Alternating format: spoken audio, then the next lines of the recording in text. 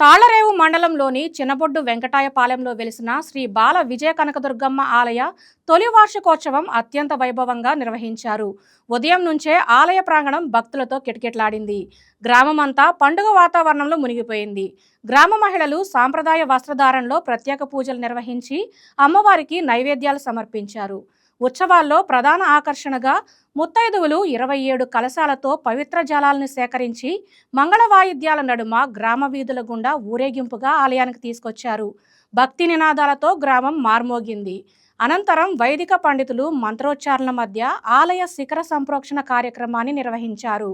పవిత్ర జలాలతో శిఖరాభిషేకం చేసి ఆలయానికి మరింత శోభ తీసుకువచ్చారు. అమ్మవారికి కుంకుమ పూజలు ఘనంగా జరిగాయి. మహిళలు భక్తిభావంతో కుంకుమార్చనలు చేసి హారతులు సమర్పించారు. గణాధిపతయే నమః శ్రీ మహాసరస్వత్యై నమః శ్రీ గురుభ్యో నమః. హరి ఓం. జ్ఞానినామపి చేతాంసి దేవి భగవతి హిస బలాదాకృష్య మోహాజ మహామాజా ప్రయచ్చతి. సర్వమంగళమాంగళ్యే శివే సర్వార్థసాధకే శరణ్యే త్ర్యంబకే దేవి నారాయణి నమోస్తుతే. తాళ్లరేవు మండలంలో గల చిన్నబొడ్డు వెంకటాయపాలెంలో వేయించేసి ఉన్నటువంటి శ్రీ బాల విజయ కనకదుర్గా అమ్మవారి యొక్క ప్రథమ వార్షికోత్సవ మహోత్సవాన్ని అమ్మవారిని పాల్గొన శుద్ధ చవితి నాడు విగ్రహ ప్రతిష్టాపన కార్యక్రమాన్ని చేసుకుని ఈ రోజుకి సంవత్సరం పూర్తి చేసుకుని అమ్మవారికి మొదటి వార్షికోత్సవాన్ని గ్రామస్తులు భక్తులు కమిటీ సభ్యులందరూ కూడా నిర్వహించి ఉన్నారు.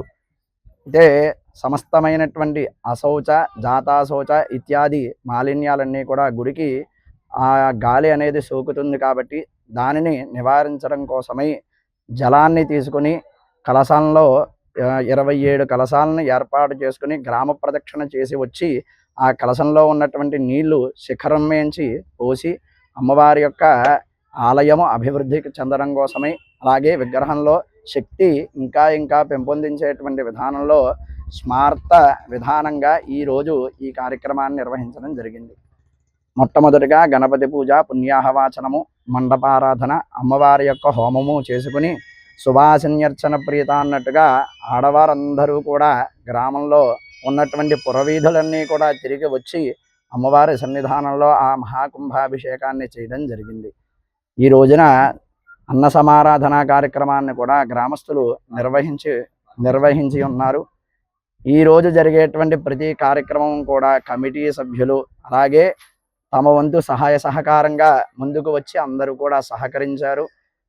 పాలేపు నరసింహమూర్తి దంపతులు కూడా ఈరోజు ఎవరైతే ఈ కార్యక్రమంలో వచ్చినటువంటి భక్తులు ఉన్నారో వారందరికీ కూడా అమ్మవారి ప్రసాదంగా అన్నప్రసాద వితరణ కూడా చేయడం జరిగింది.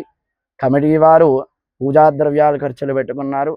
అమ్మవారి యొక్క అలంకారం ఖర్చు బొడ్డు మహాలక్ష్మి గారి దంపతులు పెట్టుకుని ఉన్నారు. అందరూ కూడా ఈ సనాతన ధర్మాన్ని ఈ ప్రకారంగానే ఆచరించి రక్షిస్తారని మనస్ఫూర్తిగా కోరుకుంటూ స్వస్తి. ఈ వీడియో మీకు నచ్చినట్లయితే లైక్ కొట్టి షేర్ చేసి మా వైకే టీవీ ఛానల్ని సబ్స్క్రైబ్ చేయండి.